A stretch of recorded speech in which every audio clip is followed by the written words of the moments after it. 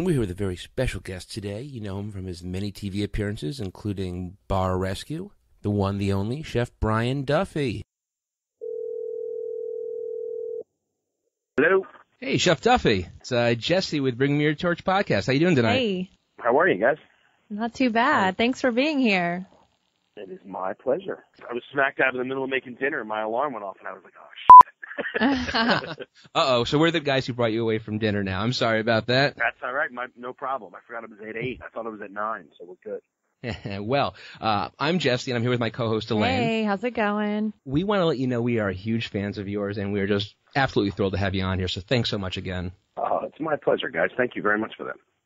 Well, before we get started, we were hoping you could just tell us a little bit about yourself and whether you wanted to always be a chef or kind of if you just fell into it, and how do you go from being a regular chef to a celebrity chef? Yeah. Jeez. I have been, I've been working in the industry since I was 14 years old. So I'm 43 now. So I started out, bussing tables and washing dishes and, doing it kind of the same way that everybody else did. I then, through the years I always watched the chefs in the kitchen. I thought, man, that's a pretty cool job. Like these guys are back there, they're busting their ass. They're kind of, they're kind of badasses was really what I thought about them. They're back there. The guy, one guy's got like a bandana wrapped around his head. He's, got an apron in his hand, or like a towel in his hand. He's flipping in, saute pans. So that was kind of, I think, my first real interest. It probably hit me when I was about 19 years old. I remember watching the guys, or I guess about 18. Yeah, I remember watching the guys back there, and it totally intrigued me to them. And then to watch the women who were working in the restaurant, the waitresses and everything, kind of swoon over the cooks. I was like, this is my in. Now you're a smart man. Yeah. Oh yeah. That was my in the way through the belly, I guess. So I didn't really. The funny part is I never really cooked in a restaurant until I went to culinary school. I had worked at Chili's for 3 weeks, I remember, cooking in the kitchen at Chili's. And I walked around a corner one day and I slipped on the ground and tore my finger open because it got caught in a glass rack. Yeah, one of those old metal racks that had wheels on the bottom of it. Well, I slipped and I pulled my finger back. And I literally, not to get graphic, but I actually ripped my finger apart. Yeah, and I thought to myself, I want to be a chef, but the last thing I want to do is cut myself or hurt myself in a Chili's kitchen. So I left, and I actually left the restaurant business for about a year and a half, and I went and worked for Ralph Lauren in the city, in Philadelphia. And I came back, and I realized that I never wanted to work. I got tired of working weekends in restaurants and all the pressure that was involved in restaurants at that point. And then I went into retail, and I was working nights and weekends and holidays and having the same pressure, just not burning myself. So I wasn't having as much fun. Mm-hmm. So I went to culinary school. My buddy was like, you should go to school, man. He's like, you're really good at this stuff. Because I was cooking meals for friends and I was cooking meals for dates. And, so that was how the whole idea, like me getting into culinary school started. And then I went, as soon as I got into school, I put a jacket on and I thought, this is awesome. Like this is now a definition of what I'm going to do for my future. And I got the jacket on, and then I realized it wasn't just about cooking, that there was a huge science that was involved in it. And that was really the big thing for me, was the science end of it, the cause and effect. If I do this, this is what happens. And I've carried that whole thing, and we can get into that later, but I've carried that whole cause and effect through to technique, which I'm a huge believer in technique and following proper techniques for things. But I had worked through restaurants for years, up until about 2002, 2003, when I started to do some local stuff in Philadelphia. I did some stuff for Fox TV. I actually just did a segment for Fox about 2 weeks ago, and the producer who was on set was the first producer that I had ever worked with. And I looked at her and I was like, Berlinda, I don't know if you remember me or not, but you were my first ever TV experience, was being on TV with you guys. And now 13 years later, 10 years later, really, I'm now doing what I do. So that was kind of my first start into TV, was on Fox TV in Philadelphia. Wow. That's great. Yeah, one of the things you learn is, I work in politics, and you learn very quickly that the world's a very small place. Yeah. So you should always remember the people who help you out and never make too many enemies. Oh, yeah. Don't ever burn a bridge. It's such a, I remember firing a guy once. This guy had worked for me for about a week. And he was just kind of a hack. He really wasn't good at what he did, and he didn't pay attention. He had no attention to detail. And I remember sending him into, I had gotten this amazing organic arugula that I had brought in, and he walked in the walk-in and grabbed it, because on his prep list it said braised spinach. So he walked in and grabbed this insanely expensive arugula and braised it down. And I said, "What did you do? What's up? This is arugula. This is not basil, or it's not spinach." And he just kind of looked at me and he said, "Well, it looked the same." And I fired him and I said, "Do me a favor and take my name off of your resume. Oh. Don't ever use my name on your resume. It's that simple." And it's amazing to see the amount of people in my career of 20 years that have come back around. And you see their faces and you see their names on resumes come through. And, there's HR departments out there that'll give you a call and, could you tell me a little bit about, Bob Jones? By the way, that name was totally made up. So, Yeah, sure. can you tell us a little bit about Bob Jones? And I'm like, yes. What would you like to know? And it's so politically correct when you do these things because you can't say anything. You can't tell them why the person was fired. There's so many rules that go along with it.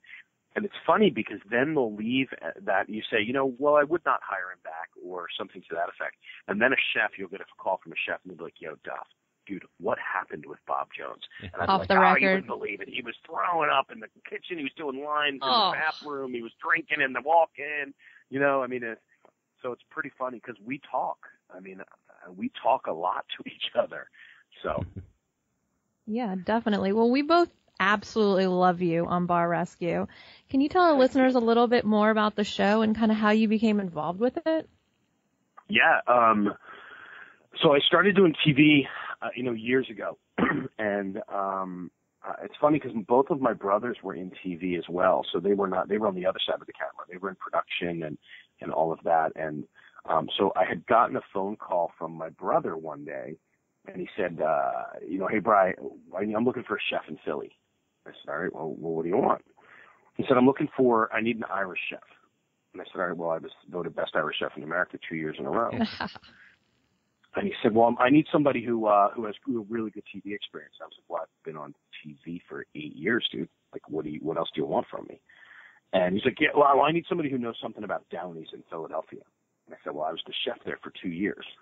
And he literally, he was like, "F you," hung up the phone. And that was the extent of that was really the extent of it. I love it.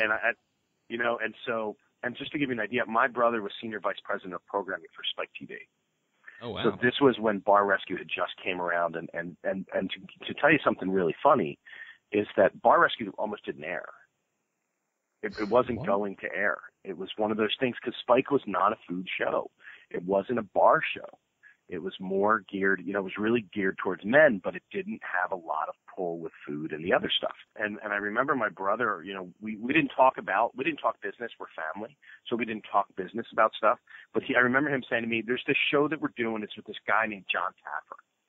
I don't know if you've ever heard of him before." And I had never heard of him before.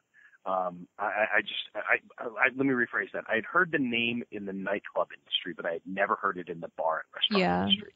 Yeah. And my brother's like, and he sent me a video of Taffer. And I'm like, I think I love this dude. Yeah. That'll show you immediately. Yes. Yeah. It just happened. And so that was kind of how that happened. But to tell you something really funny, my brother hung up on me and I didn't hear back from him. I got a phone call from 3Ball and they had said, "Hey, we want to talk to you. We were told to look at your tapes." So that was the extent of it. So I went through more or less the same process that everybody else did to get on the show, which is going through tapes and all of that and phone interviews and blah, blah, blah. So that was kind of the way that it came to. And the first time I had ever met Taffer was in Chicago at the Abbey. That was my first ever episode that I had done with these guys. Yeah, John Taffer, he's a great guy. And he usually goes into the bars like kind of with guns blazing. When you were on the show, did you kind of follow his lead or did you talk about what you guys were going to do beforehand? The first 2 seasons were probably my absolute favorite season because it was so raw. Yeah. We really didn't have an idea. I mean, if you look at the concept or the direction, the way the show had gone from season 1 into season 2 into season 3, there were a lot of major changes. From the recons and the way that recons were done, and then it got a lot tougher as we started to get more recognizable. Yeah. I put that damn hat on and it's game over. I mean, it's just, you walk into a bar and next thing you know, like you just see people tighten up, they get uncomfortable. But I didn't know what to expect because I didn't know I knew the premise of the show, that we were going to go in and we were going to fix really bad, really screwed up bars, but I didn't know what the process was going to be. I knew I had to design a menu. I knew that Taffer was going to improve my menu. He really had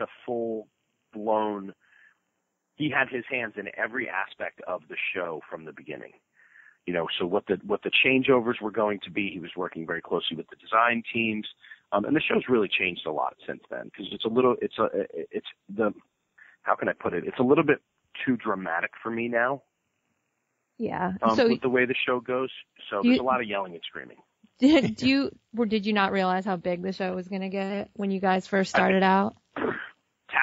I remember talking to Taffer at the wrap party for Angry Hams in Boston. And we were sitting around and we were just all kind of out back. And he looked at me, he's like, that was a pretty good run. He said, that was a good thing. He said, I hope something happens with it. And that was after season 1. And then we got picked up for season 2. And with him and I were sitting in the car doing recon. Honestly, I can't even remember what bar we were in it, because after Angry Hams, they all just kind of ran together. But I remember sitting in the car with him, and he looked over and he's like, dude, I only planned on doing this like one season. I didn't know this was going to get popular. So. Well, when you say they all kind of run together, the one that really sticks out in my mind is when you guys were at Zanzibar and the owner basically lost his mind and he and Taffer got physical. Was it really that intense being there? Look, I have met a tremendous amount of people in my life, and I have been in the restaurant business for years. And he was one of the biggest pieces of shit that I've ever met in my entire life. I'm going to be dead honest, because he was a mean to the core person. I remember listening to him, and I'll tell you a funny story, but I remember listening to him talk to the waitresses. You're nothing but a piece of shit. You'd be nothing but a whore on the street selling your body if it wasn't for me. This is the way that he's exactly, and this is the way that he spoke to these beautiful. And I'll tell you what, whether they were attractive or not, and every one of those women were attractive, but these beautiful human beings, these women who were, one of the girls was in medical school. Like another girl was just working there one night a week because it was fun, And I remember listening to him speak to them, and I was infuriated.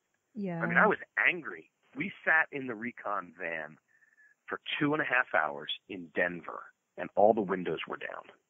And I was in the back seat of the car, and I was leaning forward because that was the way that we had to get that shot.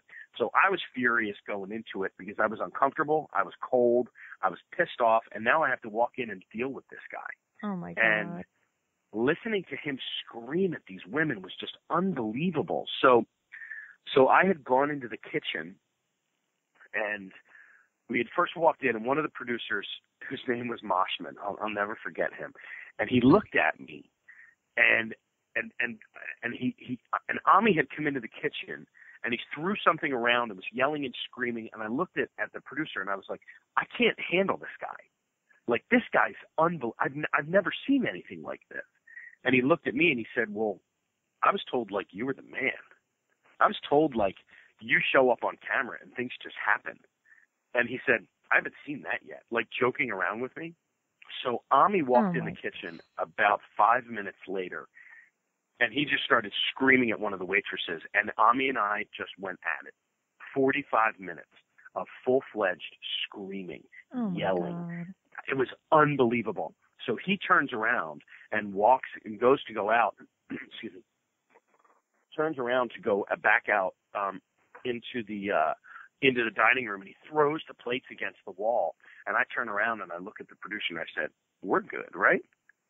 So it was kind of like he challenged me, and I brought what I had to bring, and that's what a lot of what that fight was because I listened to him yelling and screaming at these waitresses, and it infuriated me. So that was where that whole thing came from. And then a lot of the fight was before, and I don't know if you guys know or not, but when Ami we had all left the kitchen, and Ami walked in, and the guy was making the burgers, and Ami thought that the ground beef looked dry, so he poured olive oil into the burger mix. So that's why the kitchen almost caught on fire. Oh, man. What an idiot. Oh my God. And that was enough. So that was where, when he said to me, when he called me fat boy, and he said that I was the one, I thought you brought him here so that he would fix my kitchen. That was what, I didn't even hear him call me fat boy. I got pissed off because he was attacking me professionally. You can attack me personally all you want. I really don't care. Well, we weren't too happy. We weren't too happy about his comments. Well, and I'll tell you what, neither was the rest of the country or the world at this point, because a lot of these shows are ending up in Brazil and Spain right now. And I'm starting to get, in Argentina and whatnot, and I'm starting to get like people that are just seeing the episodes and now they're pissed off. Yeah. So, a lot of I've people. had people stop me in airports and say, look, I'm going to Denver and I'm going to beat the shit out of Arnold. Oh, that's great. You know, we wanted to jump through the TV when we saw that. But, that guy's that guy's a prime example of just somebody who just refuses to change, even though they have just this failing bar. Yeah. I mean, I call it little man's disease. Yeah, totally. That's what he had. I mean, that was every part of it. And then he finally, there was a period where after that whole night and after the fight and everything happened, that we had gone out and we sat in the master control room. We call it the MCR. It's a big tractor trailer back. And we sit in there and we're watching, and we had camera guys on set at that point, and they were filming everything. And there started to get like this uncomfortable tension between Ami and the waitresses, even more so than what was there before. But this time, the tension was starting to grow with the waitresses and the bartenders. And so I remember the EP, who was Tim Warren, said, he's like, everybody get out. He's like, everybody get out. And the camera guys literally like took their cameras and walked out the back door. And we had the RoboCams on the inside, and we sat in that MCR for probably 3 hours. Oh my God. And just watched. I mean, it was like watching our own TV show unfold in front of us. At one point, he grabbed he had a cup of coffee in his hand, and he put it on a table, and he looked at one of the waitresses, and he's like, go get me another cup of coffee. And she looks over at him, and she's like, get your own goddamn coffee, and kicks the coffee cup across the bar. And we're like cheering at this point. Now we're in the MCR. I mean, if anybody was driving by, they were wondering what the hell was going on in this white truck. But we were flipping out because it was the transformation of it was a coup. It was the waitresses literally just got tired of dealing with it. And that was how that whole thing started to happen. So it was crazy. The whole episode was crazy. Do you think he actually changed by the end of it? I mean, no, you kind of bail out these bars and you hope that they change, but I mean, do you think he showed any improvement? No, not at all. He got free shit. Oh my God. Yeah. And that's what happens. I mean, I just read an article today, 2 of the restaurants, they just didn't fill it up. They both changed back, and it was less than a month ago. I saw that too. We live near Silver Springs, Maryland, where they did Pirates, the pirate theme bar here, and I hear the same thing. And I was there before. That's actually how I found Bar Rescue, is that I went there on a date. It was her idea, and it was a horrible, horrible experience. And then I saw that, and everything they showed there was accurate. So when people want to say that they make things up, that's nonsense. Well, and I'll tell you this. You know, people go and they'll say that it's not reality and all the other stuff. These people, they make a phone call. They make a choice to be on the show. So they know that we're coming in, okay? And you can't hide filth. Okay, you can't hide years of not cleaning, because I did Murphy's in Baltimore right after that in Fells Point. You can't hide shit like that. Like, that stuff doesn't just go away through a deep cleaning at the end of the night. These people know that we're coming in, and the show was second season, so people knew what the show was at that point. So for Pirates, they knew what they were getting into, and so do all of these other people that go into the show. Mm-hmm. That was a crazy episode, man. I mean, Tapper still talks. You know, I mean, he was. I remember him. We were doing one episode, and he turned around, and he looked around, and he's like, I feel like I'm dealing with pirates right now. You know, like, he would make reference to them. I mean, I remember speaking at Nightclub and Bar with him, and Tapper and I did Bar Rescue. We did the rescue tour together. We went all over the country and talked to restaurant owners. in these big conventions that we did. And and I remember him referencing, because if he got pissed off, he'd be like, please, God, don't tell me this is going to be another pilot episode. Yeah, he would reference that quite often. Well, we definitely love you on TV, but you also help out a lot of restaurants, like with their menus and things, and you're big into the gastropubs right now. What's that about? You know, I mean, gastropubs have been around. The funny thing is they've been around since the 80s. I mean, they really started in England in the 80s, and it was the idea that there were two pub owners in London who got sick and tired of dealing with the same old crappy pub food. So they hired a classically trained chef to come in, and this guy started to create this new cuisine that was happening in these casual worlds. And he was doing these, you know, he started to do these crazy things in charcuterie and cheeses and just, you know, curing of his own meats and making all of his own stuff inside of the restaurant, which really just wasn't done in pubs. You know, you went in, you got a fish and chip, and you were a happy dude. But now, I mean, it's absolutely awesome. We're in such an amazing place with food right now because, first off, we're not in the 80s. So we've gotten rid of all of the you know, French is always going to be in the basis of what we learn. It's the basics of where we start. But the 80s was this crazy period of cocaine and crazy food. You know, it was one of those things. Not that I was there. I was a very young child, so I wasn't doing coke and crazy food at that point. Oh, man. But yeah, sorry. I have no, you know what's funny? I've been a chef for as many years as I have, and I was never addicted. I never did drugs. I never, you know, I might drink at the end of the night. It was pretty funny because I watched it happen around me. Yeah, I just watched it happen around me. So, but we're in such an awesome period with food right now because even though, you know, if you think about it, it's the difference between a filet mignon in the 80s and a hanger steak in 2014. There's kind of the difference. We had to have the best of everything, the greatest cuts of meat, and we had to be able to do it. And we did it very simply with, you know, grilled, and then we did a starch and we did a side. Now, food is so different because we're not just gearing our food around center of the plate items. We're really fully constructing menus and food to really pair well with each other. We're using bigger, better, bolder, cleaner ingredients. Chefs are now so responsible and so aware of sustainability, where the products are coming from, which I love to see. I mean, I have so much fun with it because I do menus all over the world. I'm doing an Irish pub in Tijuana in a while. I'm doing I just got word a couple weeks ago. I'm doing the Irish pub on Guantanamo Bay down in Cuba, which is going to be an awesome one. That's a really cool little spot. You know, I have some really cool places that I get to go and travel and work, and I literally have a hashtag that I use called Food Across the Nation, and it's what I eat and what I cook just all throughout the entire country. I have a pretty fun life. I get to go around the world and cook for people and have fun. That sounds amazing. Now, what do you think about a lot of like the cooking shows that are on now, like Top Chef, and kind of how they showcase some of that cooking in there? You know, I think they're entertaining. I do like to see them happen because it's really brought awareness to where we are. Our diners are more educated than they ever have been. We used to worry about food critics. A food critic would come in and everybody would stop and drop. Okay, let's go make sure. Don't forget, it's got to be the greatest plate out there. We've got to make sure we do this the right way. Now, we have to do that with every single dish, which has always been the case, but it's so much more prevalent now. Because, you know, when you guys go out to eat, what's one of the things you do? You take a picture of the food. What's Yelp another it. thing you Yep. do? You tell your friends, you know, It's a Yelp. I actually love the article. I love the response back for the Valiani's or whatever it was called.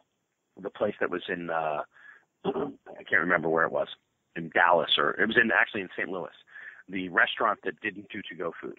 And the threat was, I'm going to put this on Yelp. I'm going to put it on Yelp, and I'm going to tell everybody what a horrible experience I had. So the guy said, okay, great, perfect. And he replied to it. And he said, I don't do to-go food. That's my concept. I don't do to-go food. We prepare our food in-house. I don't want it to be put into a to-go box until after you're eating and you don't finish it.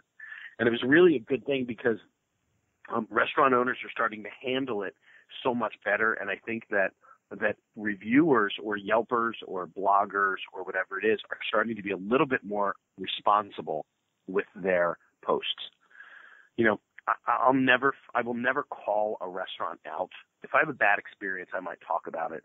You know, I've got 60,000 followers through the stuff that I do. I never will. And people say to me all the time, you wrote a bad review of something, where were you? Well, I'm not going to tell you where I am because it's not my place to tell you not to go there. I'm trying to share my experience with you. We're in such an awesome place with food, and we have to be spot on every single time because the reviews are instantaneous. We don't have to wait until that Thursday paper comes out. We have to wait until it hits 8:01. So. Yeah. Yeah. And you're also involved with the Mess Lords, which I really commend because it's kind of like the Wounded Warrior Project and it's like a USO tour for chefs, really. How did you get involved with that? Well, I have a couple of friends, and actually I was talking about Angry Hams earlier, and I met a guy doing that episode who is a chef. He's an artist. He's a sculptor. His name is Stretch Ruminer, and Stretch is from Kansas City, and he's got an awesome place out there called Grinders. So if you're ever in Kansas City, definitely stop out there and check him out. Okay. So Stretch and I were talking over a bottle of Jack Daniels, and he was telling me about this group that he's involved in and that he created called the Mess Lords.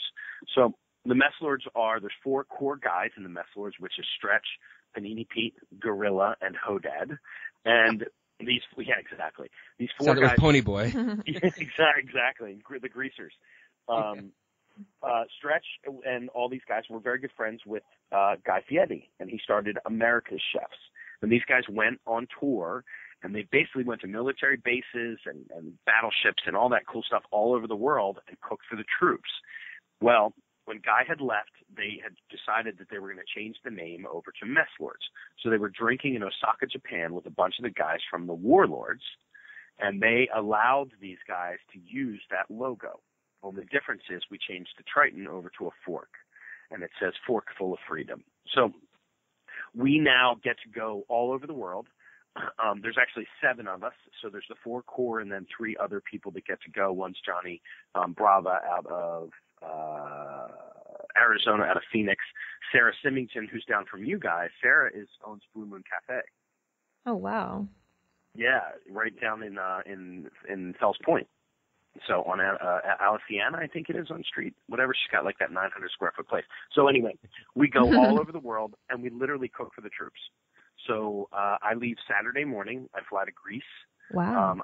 I'll be in Crete. We're doing dinner there for a couple hundred people, and then the next day I fly to Rota, Spain, where I'll be in Rota, and we're going to do a huge demonstration over there. I'm doing some fun demos with everybody, with Hodad from San Diego, and we're doing some demos, and then we're doing a dinner that night, and then we go back up in, and we're going in through the UK and into Belgium and France and Germany, and we just go to bases all over the world and cook for everybody. And just to say, I say we're kind of, we're thanking the troops one belly at a time. It's awesome to meet these guys and their families. I have a little girl who texted me. I met her in Guam a year and a half ago. I was in Guam for 36 hours cooking for these guys. It was my first tour with these guys. And I met this girl, and I'm not going to say her name or get into any of that. The kid's like 12 years old now.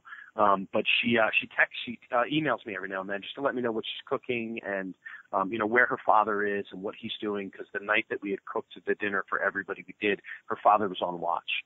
So he was unable to come over for dinner. So we made a to-go container for him, and she took it over to him. And, those are the people that we meet while we're out there. And we meet the guys and the girls that are in the field and that are, I was in Guantanamo Bay last year. I was on the JTF side, the Joint Task Force side, where these guys are watching over, whatever it was, 106, just criminals. Wow. They've got the Taliban that are in there from 9/11, and they're watching over these guys. And we get to go in and meet everybody and talk to them and shake their hands and say thank you for everything they do. And it's funny, I just got off the phone with Karen Fritz. Karen is with Navy Entertainment, who sponsors the tour. And we also have another guy named George DeGrella, who is with Armed Forces Entertainment. We just recently paired up with them to sponsor our trips. And I was talking to Karen today because I have to carry 64 pounds of signature cards on the plane with me to fly to Greece. And I travel light, I travel quick, and now I've got 64 pounds of cards for all of these tours. We have recipes on the back and everything. And she kind of made fun of me. And I said, I'm laughing because I actually am so stoked about the fact that I get to do this. I said, I don't know if you know, but I thank you every time that I get to go on these trips because it's just awesome. It's such a cool gig, isn't it? Oh my goodness. Yeah. Yeah, it's amazing. And I was complaining about having to go to Connecticut in the morning. I should complain about anything. Well, to give you an idea, I don't even know what my flights are for Saturday yet. That's how secretive a lot of this stuff is. wow. I don't even know what my flight is. So. Well, the other day I was screwing around online at work. Don't tell my boss; she's probably listening though. Yeah. And I came across an infomercial for the greatest idea I think I've ever heard of, Stuffs. And I saw that you were the spokesman. So how'd you get involved with that? And is it as awesome as I think it is? So I got involved with my agent. So my agent, her name, she does all my commercial stuff and endorsement stuff. Her name's Jenny Levine. She's from New York, or she's actually from Miami, lives in New York, now lives in LA. She's an awesome person. And she called me one day and said, "Hey, I got this cool little product and they want you to endorse it. Will you take a look at it?" And I said, "Yeah, why not? I'll play with it." So they sent me a couple of them and I fell in love with this thing. It's the Stuffs. It stuffs burgers. I laughed at it at first because I opened it up and it's like a piece of red PVC pipe that has a handle and a hinge and it's got a lever on it. And I kind of thought, this is crazy. Come on, you've got to be kidding me. And then we started to play with it. We started going back and forth and having a blast with it. We were making these crazy things, mac and cheese stuffed burgers for my daughters. My girlfriend makes, she does turkey. We do a lot of turkey burgers and stuff like that. And she was making turkey with ham and Swiss cheese and, we just started coming up with all these crazy concoctions. So after about 3 weeks, Jenny called me and said, "What do you think?" And I said, there's no doubt I want to do it. I absolutely want to do it. So Definitely. A couple of days later, I flew down to Florida. I shot the commercial in 4 hours.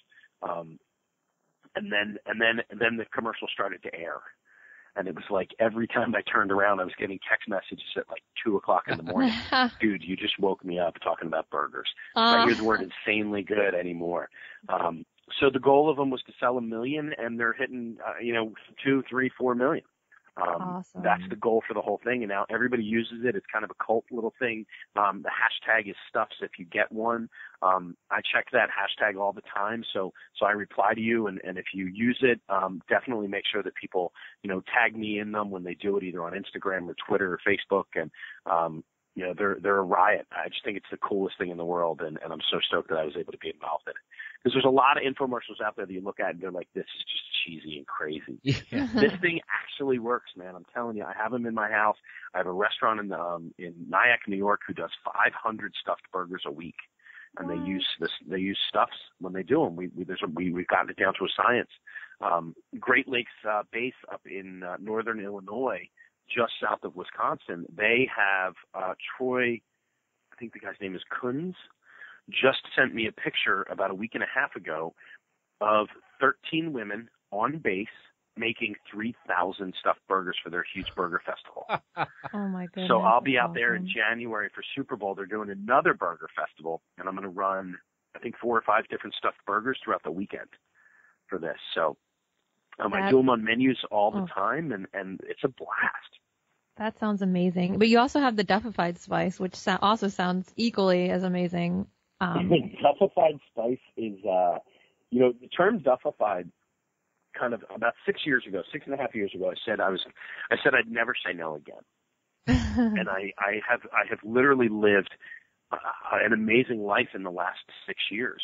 I said I would not say no. I would take every opportunity that I could to do something fun and exciting. And if I got in a little bit of trouble, then guess what? I get in a little bit of trouble. I mean, how many times can you say that you end up on a 60-acre farm with Russell Davis in Mystic, Connecticut, with no way to get home, with the driver who sat down with a pint of gin?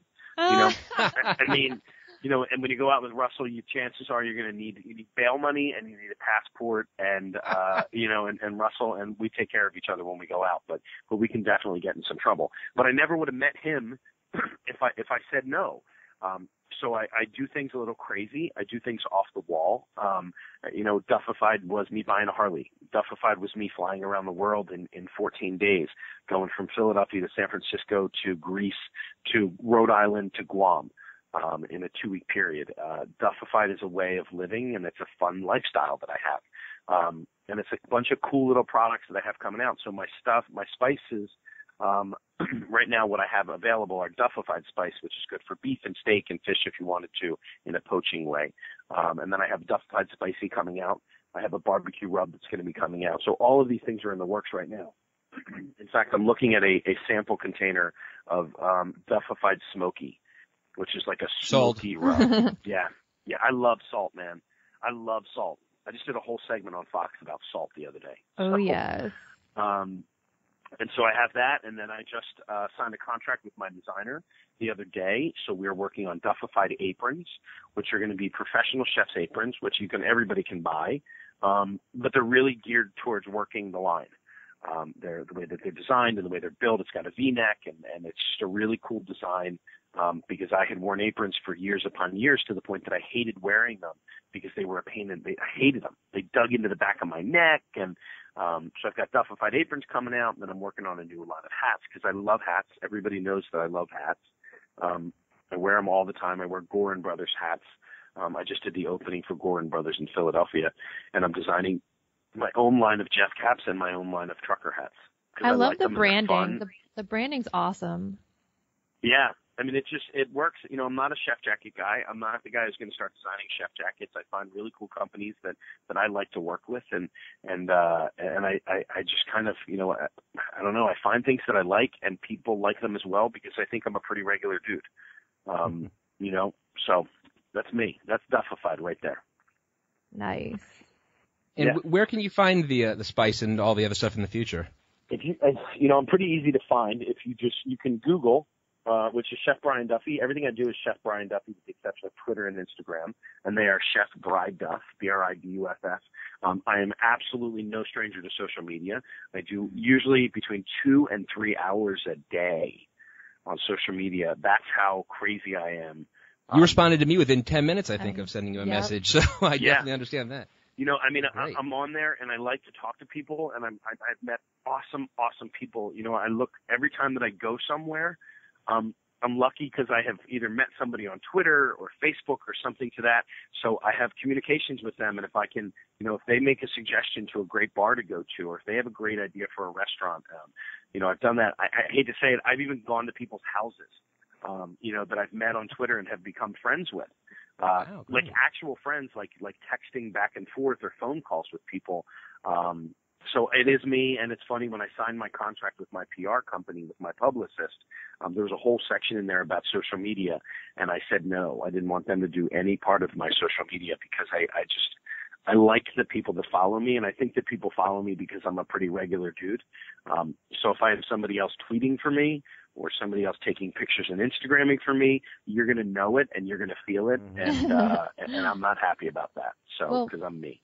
Definitely let us know when you come down to D.C. and we'll do the Blue Moon Cafe in Fells Point for sure. Oh, God, yeah, with Sarah. She's awesome. And we've got carte blanche. We get to go right to the front of the line because we are very good friends. I actually, I went fishing with Sarah on Guantanamo River last year, and we caught a 25-pound amberjack. And we took one of her Blue Moon stickers and we stuck it on the fence line on the water, and I cut my hand in the whole 9 yards. I just talked to Sarah yesterday. She just broke ground on her new property, which is going to be in Baltimore. So she's pretty stoked. Nice. Yeah. Wow. And all our Mess Lords guys are opening new properties, and I'm getting ready to buy a food truck, and it's all fun, man. It's such an awesome, fun time right now. So. Yeah. Are you doing the food truck in Philly? I'm actually getting a food trailer. So I'm not dedicated 100% to the food truck yet, because I travel so much. So the trailer is something that I'm going to be able to do that's kind of fun. I have 2 little girls. I've got Emily and Fiona. Fiona just snuck in behind me. Say hi. Hi. Fiona just snuck in behind me, and we were discussing the food trailer today and some of the foods that we're going to do, and Fiona was very excited to find out that she was going to be able to keep the tips. That's cute. Yeah. Well, before we let you go then, I was hoping you could give me a little help. I like to cook, but I'm also really, really, really lazy when I come home from work. Okay. And a lot of time I get stuck in the meat and potatoes type area and just want to get something in, get it in my stomach, and be done with it. I know I'm putting you on the spot, but is there anything you could recommend as a kind of a good but quick thing I can have at night? I do a couple of things. One, when we're all done, I will actually post. I will post a recipe on my Facebook page today, as soon as we're done, for you, and it is a fall chicken. It's a South African fall chicken stew. Okay, so the South African part comes in from some of the spices with a little cardamom and nutmeg, but It's a really easy dish that takes about 20 to 25 minutes. So when you come home, you can literally dice up some potatoes, dice up some onions and apples, throw them in a pan, add a little bit of bacon to it, take some chicken thighs, take some chicken breast, dice it up, put it in a pan. You pour in some chicken stock and apple cider and a little bit of garlic and your spices, and you just simmer it and you let it go. With that, I also have a bacon fried rice, which is a bacon and basmati fried rice, which one of the reasons why I came up with this recipe is because you guys know what happens when you order Chinese food. They always give you that container of white rice. Well, what are you going to do with it?